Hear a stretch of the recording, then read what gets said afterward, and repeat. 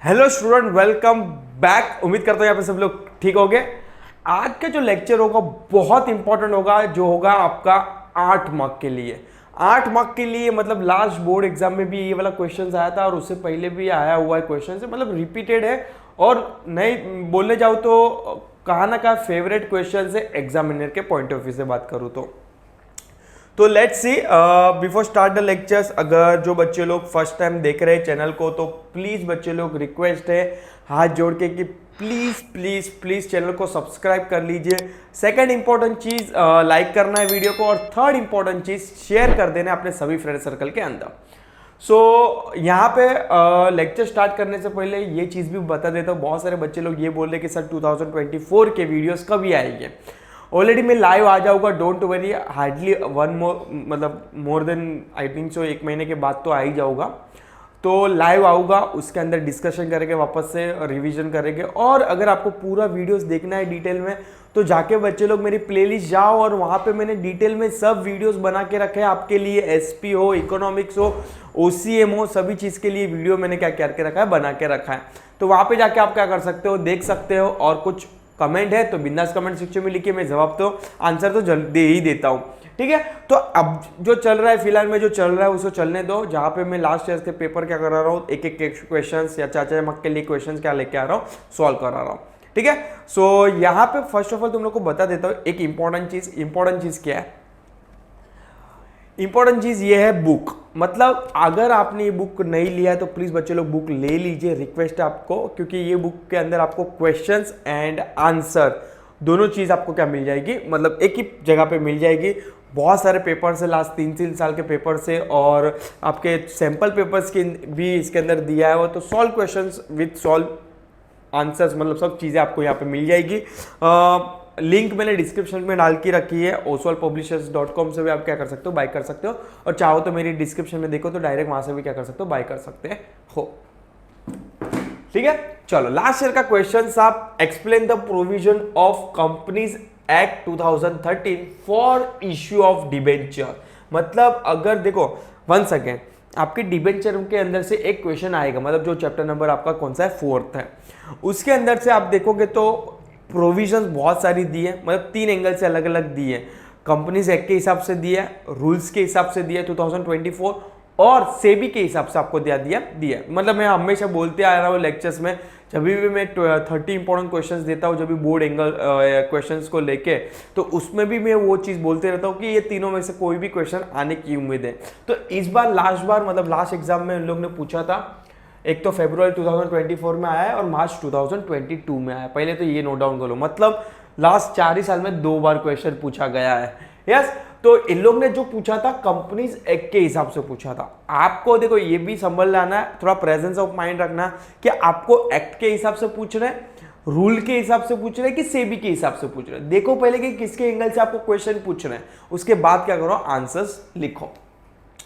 तो let's see, जब भी क्वेश्चंस अगर 8 मार्क के लिए है, मैंने यहाँ पे थोड़ा बहुत वो नहीं लिखा है, क्या नहीं लिखा है, इंट्रोडक्शन। तो जब भी आपको 8 मार्क के लिए आए तो पहले बच्चे लोग क्या करना है, आपको इंट्रोडक्शन लिखना है।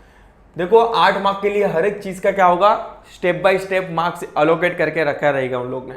तो इंट्रोडक्शन लिखना है आपको कि डिबेंचर क्या है। डिबेंचर एक डेब्ट कैपिटल है, जहां पे कंपनी चाहे तो आउटसाइडर से, फ्रॉम बैंक, फाइनेंशियल इंस्टीट्यूट्स हो गई, इवन तो डिबेंचर होल्डर से क्या कर सकती है, डेब्ट के फॉर्म में उठा सकती है। तो इंट्रोडक्शन में थोड़ा बेसिक लिखना है। उसके बाद अगर आपको डेफिनेशन आ रहा है तो वेल एंड गुड, आप क्या करो, डेफिनेशंस लिखो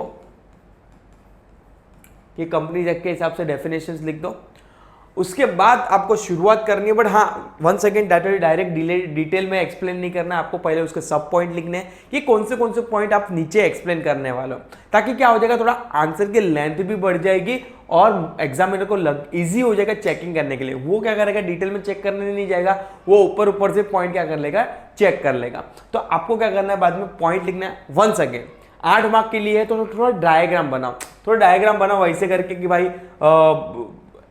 पूरा यहाँ पे लिख लेना है आपको, प्रोविजंस फॉर डिबेंचर, और यहाँ पे क्या करो, डायग्राम फॉर्म में बना दो। मतलब ऐसे भी आप थोड़ा अच्छे से भी क्या कर सकते हो, एक्सप्लेन कर सकते हो। डिपेंड अप टू यू, आपको ऐसे करना है, ऐसे कर सकते हो, या तो फिर वन क्या कर सकते हो, आप पॉइंटर लिख दो और उसके बाद क्या करो, एक्सप्लेन करो। पर मेरा प्रेफरेंस क्या होगा, ये होगा। क्या होगा, होता है कि मालूम है, एग्जाम में ना पेपर देख के ना बोर हो जाता है। मतलब एक रूटीन पेपर चेक करता है ना, जब भी पेपर चेक कर, तो एक बोर हो जाता है कि आज suddenly for example 10-15 question paper check करने के बाद सडनली ऐसा कुछ दिखता है ना उसको, तो वो इम्प्रेस्ड होता है। क्या होता है, इम्प्रेस्ड होता है, ताकि आपको पेपर चेकर क्या कर देता है, आपको एडिशनल मार्क्स देना शुरू कर देता है। तो ये सब चीजें थोड़े पॉइंट, मतलब आपको देखो यहाँ पे आपको, क्योंकि यहाँ पे पेपर चेकर और आपके बीच में कोई कम्युनिकेशन तो है नहीं भाई, स्कूल वाले कॉलेज वाले तो है नहीं कि नाम से पहचानेंगे आपको, बट आपके बीच में वे ऑफ कम्युनिकेशन जो है वो आपका होगा पेपर ही आपका वे ऑफ कम्युनिकेशन होगा। आप कैसे उससे इंप्रेस कर रहे हो, जैसे होता है ना कि भाई गर्लफ्रेंड बॉयफ्रेंड में कि भाई सडनली बॉयफ्रेंड लेटर लिखता है, पहले के जमाने की बात कर रहा हूं यहाँ पे, भाई पेपर और लेटर लिखता था, उसके बेस पे इंप्रेस कैसी होती है गर्लफ्रेंड, ऐसा ही अपने को इंप्रेस करना है किसको, पेपर चेकर को। ठीक है, तो प्लीज बच्चे लोग थोड़ा पेपर क्लीन एंड नीट रखोगे तो एक्स्ट्रा मार्क्स मिलने की क्या है उम्मीद है। तो लेट्स स्टार्ट डिस्कस करते हैं क्या है provision for issuance of the debenture. Following are the sum of the provision of the companies act 2013 which a company has to comply while issuing the debenture. चलो देखते हैं। पहला ये नो वोटिंग राइट, मतलब यहां पे वोटिंग राइट नहीं होगा। बिकॉज वोटिंग राइट क्यों नहीं होगा, because debenture holder are the creditor of the company, not owner of the company. तो पहला ये आपका no voting right. A company can not issue a debenture with the voting right, debenture holder are the creditor of the company and so they do not have any voting right except in the matter of affecting them. देखो उन लोग ने बोला कि voting right तो नहीं होगा, but यहाँ पे लिखा है एक्सेप्ट। एक्सेप्ट क्या, अगर उसके कोई वोटिंग राइट, उसके राइट्स कोई अफेक्ट हो रहा है, सपोज फॉर एग्जांपल उसको डिबेंचर पे लास्ट 3 साल से अगर सपोज आप इंटरेस्ट पे नहीं कर रहे हो, तो उसको ऑटोमेटिकली वोटिंग राइट मिल जाता है। ये कंपनीज एक्ट में सब जगह पे क्या है लिखा हुआ है। तो जब तक उसके राइट्स अफेक्ट नहीं हो रहा तब तक वोटिंग राइट नहीं मिलेगा, बट जिस दिन उसके राइट्स अफेक्ट हो गए तभी उसको वोटिंग राइट मिलना क्या हो जाएगा, शुरू हो जाएगा। सेकेंड है टाइप्स ऑफ डिबेंचर। भाई टोटल अपन ने देखा था वेरी इंपॉर्टेंट क्वेश्चन। अगर इन लोग ने ये क्वेश्चन नहीं पूछा, डिबेंचर का एक क्वेश्चन कंपलसरी, ये तो आप लिख के ले लो, या तो उसका टाइप, या तो प्रोविजंस का नाम, या तो डिबेंचर वर्सेस शेयर्स, फलाना ढिकना, किधर ना किधर डिबेंचर के बारे में क्वेश्चन आएगा 100% आएगा। तो प्लीज डिबेंचर का एक क्वेश्चन अपने माइंड में रेडी रखना, वेदर इट्स अ कमेंट हो, डिस्टिंग्विश बिटवीन हो, 8 मार्क के लिए हो, 4 मार्क के लिए हो, कुछ ना कुछ आने की क्या है उम्मीद है। तो टाइप्स ऑफ डिबेंचर की बात करो तो बहुत सारे टाइप्स के डिबेंचर्स अपन ने ऑलरेडी चैप्टर नंबर 2 में डिस्कस किया था। प्लीज वीडियो देख लेना, प्लेलिस्ट के अंदर आपके लिए वीडियो बनाया, वो भी फ्री ऑफ कॉस्ट। तो company can issue a secured and और अनसिक्योर्ड डिबेंचर एंड फुल्ली और पार्टली कन्वर्टेबल डिबेंचर और non convertible debenture. To issue a convertible debenture, a special resolution has to be passed in a general meeting. All the debenture are redeemed in a nature. यहाँ पे एक highlight करने वाला point है, वो था आपका क्या था, ऑब्जेक्टिव्स, कि जब भी आप कन्वर्टेबल डिबेंचर इश्यू करोगे ना तो आपको कौन सा रिजोल्यूशन पास करना है, एसआर रिजोल्यूशन। एसआर मतलब special resolution. Special resolution sir क्यों पास करना है भाई, आप फ्यूचर में कन्वर्ट होने वाले हो किसके अंदर, डिबेंचर इनटू इक्विटी के अंदर। तो आपके जो एग्जिस्टिंग शेयर होल्डर है, एग्जिस्टिंग इक्विटी शेयर होल्डर है, उसकी परमिशन तो लेनी पड़ेगी ना, because equity share holder are the owner of the company. तो ओनर से परमिशन तो लो, कल उठ के उसका में से आपको थोड़ा हिस्सा मिलेगा, किस कौन से फॉर्म में, डिविडेंड के फॉर्म में। तो भाई उसकी परमिशन लेनी पड़ेगी कि भाई हम लोग कन्वर्टेबल डिबेंचर इश्यू करें कि ना करें। समझ में आ रहा है कि नहीं बॉस, मैं क्या बोल रहा हूँ, क्यों रीजन भी तुम लोग को समझा है क्यों, क्योंकि कल उठ के सपोज के 10 शेयर कौन से थे, इक्विटी शेयर होल्डर थे और 5 कन्वर्टेबल डिबेंचर थे। कल उठ के उसके शेयर्स 5 वाले के कन्वर्ट हो जाते किसके अंदर, इक्विटी के अंदर। तो टोटल कितने हो जाएंगे, 15 इक्विटी शेयर होल्डर हो जाएगा। मतलब पहले जहां पे 1 लाख रुपए 10 में डिवाइड होता था डिविडेंड, अभी 1,15,000 में डिवाइड होगा। तो ऑफकोर्स उसको पूछना पड़ेगा ना कि भाई हम लोग क्या करें, इश्यू करें कि ना करें। Getting my point. तो ये ध्यान में रखना है। और कौन सा रिजोल्यूशन पास करना है, स्पेशल रिजोल्यूशन, वो भी स्पेशल रिजोल्यूशन मतलब 75% आपको अप्रूवल लेना पड़ेगा। It's called special resolution. Next point क्या बोलता है, payment of interest and redemption. Of course debenture holder को फिक्स रेट ऑफ डिबेंचर क्या मिलेगा, इंटरेस्ट मिलेगा, उससे कोई लेना देना नहीं, कंपनी बिजनेस कर रही है, कंपनी प्रॉफिट कमा रही है, उससे कोई लेना देना नहीं है, उसको फिक्स रेट ऑफ इंटरेस्ट क्या हो जाएगा, मिल जाएगा। A company shall redeem the debenture and pay interest as per the terms and condition of their issue. जब भी इश्यू कर रहे हैं कि जो भी टर्म्स एंड कंडीशन उसके डिबेंचर के एग्रीमेंट में बोल लो या तो फिर रिजोल्यूशन में बोल लो, कहाँ पे भी लिखा होगा, वो जो भी एग्रीमेंट के बेस पे टर्म्स एंड कंडीशन रहेगा उसके बेस पे क्या करना है, आपको पे आउट करना होगा।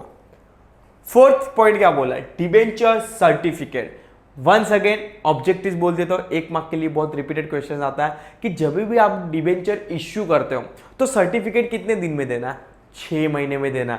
2 महीने वाला कंसेप्ट थोड़ा ध्यान में रखना, क्लियर रखना, वो इक्विटी शेयर्स के लिए था, बट अगर मैं डिबेंचर्स की बात करूं तो कितना महीना है, 6 मंथ से।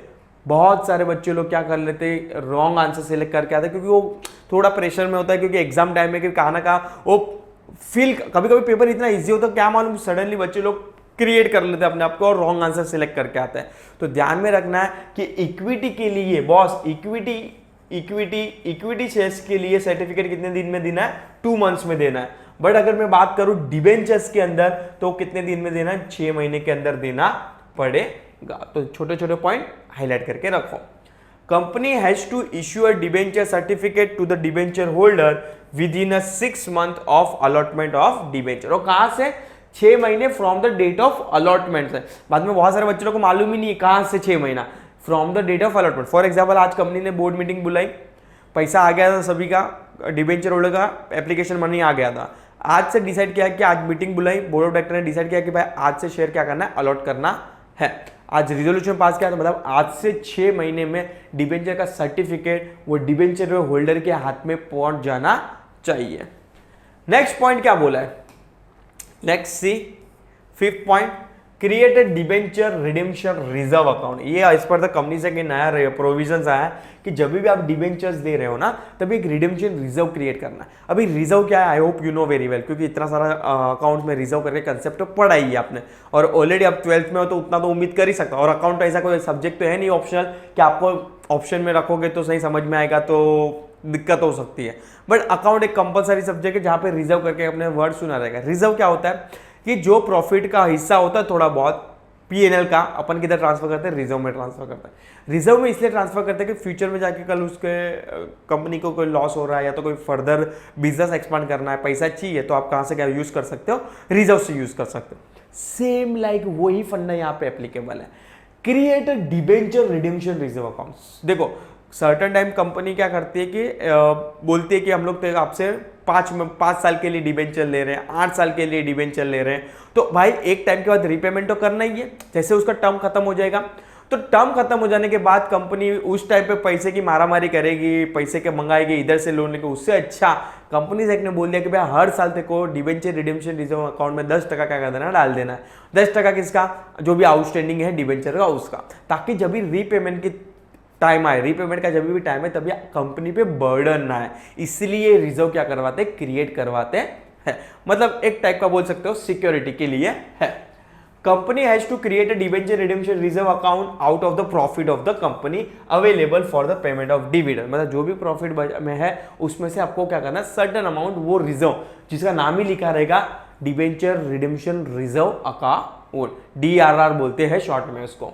This money can be use only for the redemption of debenture. मतलब ये पैसा आप दूसरे चीज के लिए यूज नहीं कर सकते, ओनली डिबेंचर के रिलेटेड कोई है, जैसे कि फॉर एग्जाम्पल रीपेमेंट करना है, इंटरेस्ट पे करना है, इसमें से कर सकते हो आप।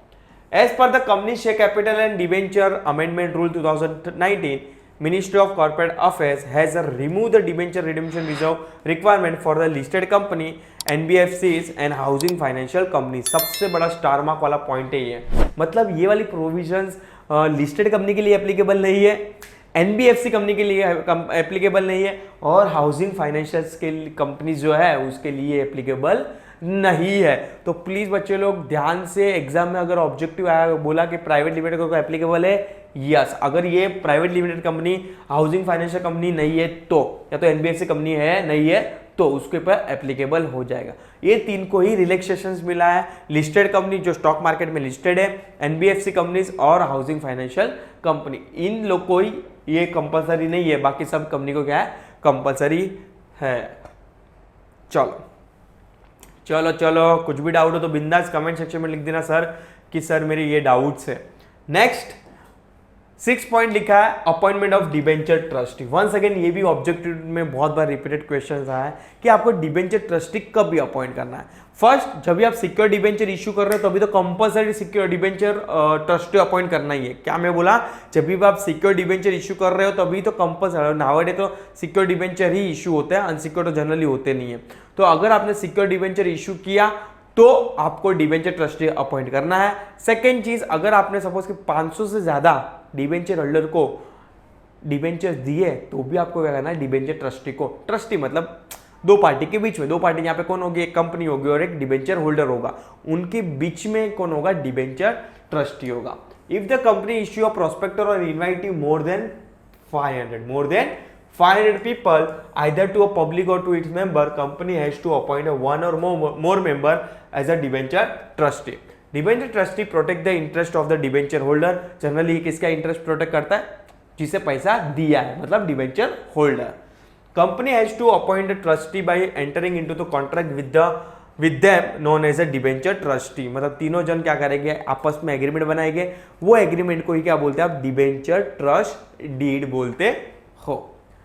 नेक्स्ट पॉइंट क्या लिखा है सर, इम्पोज रेस्ट्रिक्शंस। देखो अभी let's see what are the restrictions है। मतलब सपोज कि सडन टाइम ऐसा होता है ना कि इंटरेस्ट पे नहीं कर रहे हैं या तो फिर उसका रिपेमेंट नहीं कर रहे, किसका, डिबेंचर्स का, कौन, कंपनियां। तो भाई डिबेंचर होल्डर के पास पावर है कि वो कोर्ट में जाके, एनसीएलटी है कंपनी के लिए, कोर्ट कौन सी है, NCLT, national company law tribunal, full form बोल दिया मैंने उसका। एनसीएलटी के पास जाएगी और उसको बोलेगी कि भाई कंपनी को बोलो पहले हम लोग का ये सब हिसाब चुकता करें, उसके बाद ही क्या करना है, फर्दर बिजनेस करना है तो करो, तब तक क्या करो, उसको रेस्ट्रिक्ट करके रखो, रोक के रखो। When the debenture trustee is of the opinion that, मतलब किसका ओपिनियन, डिबेंचर ट्रस्टी का, that the asset of the company are in insufficient or likely to become insufficient to redeem the principal amount of the debenture, it may approach the NCLT। मतलब debenture trustee को लग रहा है कि भाई बेचारा इतना कंपनी लोन लेते जा रही, जो जिसका पहले से लेके रखा है उसका तो चुकता नहीं हो सकता, बिकॉज ऑफ द कंपनी की लायबिलिटीज बढ़ गई है, असेट कम हो गई है। अगर लायबिलिटी कम बढ़ जाएगी, असेट कम हो जाएगी तो कंपनी इंसॉल्वेंट कभी भी हो सकती है। Getting my point. तो ये नौबत ना है, इसलिए डिबेंचर ट्रस्टी किसके पास जाता है, एनसीएलटी के पास जाता है, कोर्ट के पास जाता है। NCLT can order the company to restrict incurring further liability so as to protect the interest of the debenture holder. मतलब कोर्ट बोलेगी कि अभी तू फर्दर लायबिलिटी लेगा नहीं, मतलब फर्दर फंड उठाएगा नहीं, मतलब फर्दर लोन लेगा नहीं। समझ में आ रहा है क्या बोल रहा हूं, ठीक है। Next point, I think so last point है, यस। 8 पॉइंट क्या लिखा है, punishment for the contravention of provision of the companies act. अगर if the company fails to comply with any of the provision of this act, then company and its officer shall be liable to pay the fine or imprisonment or both prescribed in the act। Act के अंदर कुछ भी चीज लिखे रहेगी, fine लिखा रहेगा तो फाइन, इम्प्रिजनमेंट मतलब फ्री में खाना पीना, मतलब जेल, या तो कंपनी पे भी हो सकती है, और अगर उसका ऑफिसर भी डिफॉल्ट में है तो वो भी क्या होगा, लायबल होगा। तो this are the nothing but total 8 point था, 8 मार्क के लिए पूछा तो वेल सफिशिएंट एक्सप्लेन किया हुआ है। और अगर कुछ डाउट हो, वंस अगेन आपको एसपी को लेके कौन सा भी चैप्टर उठा के ले लो, ओसी का कौन सा भी चैप्टर, इकोनॉमिक का कौन सा भी चैप्टर, बिंदास कमेंट सेक्शन में लिख दीजिए सर मेरी ये डाउट है, आपके जो भी डाउट डिफिकल्ट किया जाएगा, शॉर्टेड आउट किया जाएगा। और प्लीज जाते जाते हिरेन सर के लिए एक सब्सक्राइब करिए बटन, अगर सब्सक्राइब बटन पे नहीं क्लिक किया है तो, और लाइक और शेयर जरूर कीजिए और उसको बोलो कि सब्सक्राइब करें, क्योंकि मैं यहाँ पे एफर्ट्स कर रहा हूँ, आप लोगों के लिए कर रहा हूँ। बहुत सारे बच्चे लोग में कभी कभी कमेंट बोलते हैं, दुख होता है कि सर इतना डिटेल में आप एक्सप्लेन कर रहे हो, अंडररेटेड चैनल है आपका, मतलब कहना का दुख होता है। तो प्लीज ये चीजें मत कीजिए, जब भी मेरे वीडियो देख रहे हो एक लाइक जरूर कर दीजिए, ठीक है। चलो मिलते हैं next time, till time please channel के लिए अपडेट रहिए। Thank you so much.